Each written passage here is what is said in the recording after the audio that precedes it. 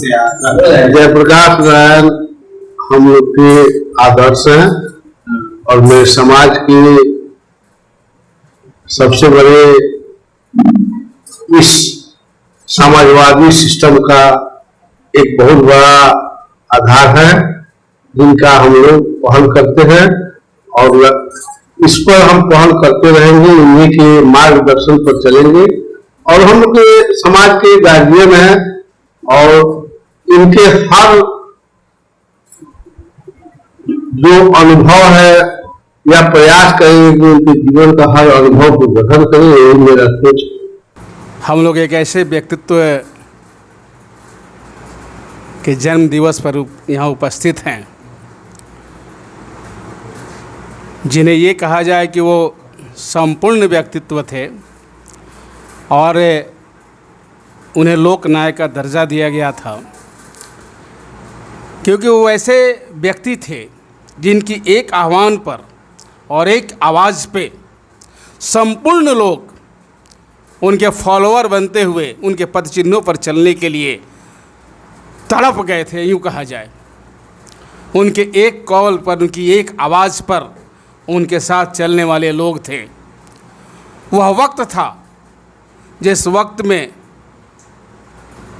ये देश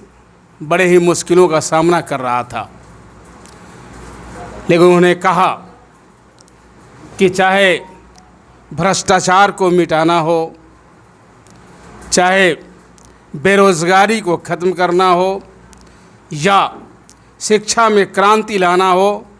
तो ये तमाम चीज़ें जो हैं वो सारी इसी व्यवस्था की उपज हैं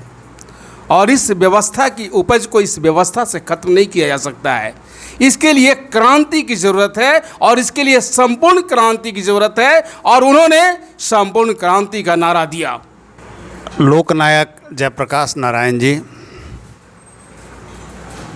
जो देश के सबसे बड़े नेता गांधी जी के बाद अगर हम लें उनके पद चिन्हों पर चढ़ने वाले, तो सबसे बड़े नेता के रूप में उभरे जयप्रकाश नारायण जी। जब देश में आपातकाल लागू हुआ तो संपूर्ण क्रांति के आह्वान के साथ उनका स्वर गूंजा देश में,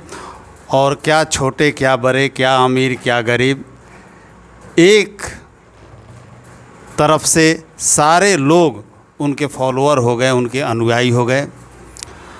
और जो उनकी परिकल्पना रही एक स्वच्छ राष्ट्र की, एक शांत राष्ट्र की, अपराध मुक्त राष्ट्र की, जहाँ कोई समाज का अंतिम व्यक्ति तक भूखा न सोए, ये तमाम परिकल्पनाओं को लेकर उन्होंने संपूर्ण क्रांति का आह्वान किया। आज के युवा उनके बताए गए पद चिन्हों पर उनके विचारों को थोड़ा भी अगर अपने अंदर आत्मसात कर लेते हैं तो उनका जीवन चरित्र बहुत हद तक बहुत उत्तम हो जाएगा। 11 अक्टूबर 1902 में जन्मे, सिताब दियारा जैसे सुदूर ग्राम में जन्मे इस महामानव जयप्रकाश नारायण, जिनकी आज जयंती है, उस जयंती के अवसर पर हम लोग यहाँ एकत्र हैं। और इन्होंने पूरे भारत में, जिस वक्त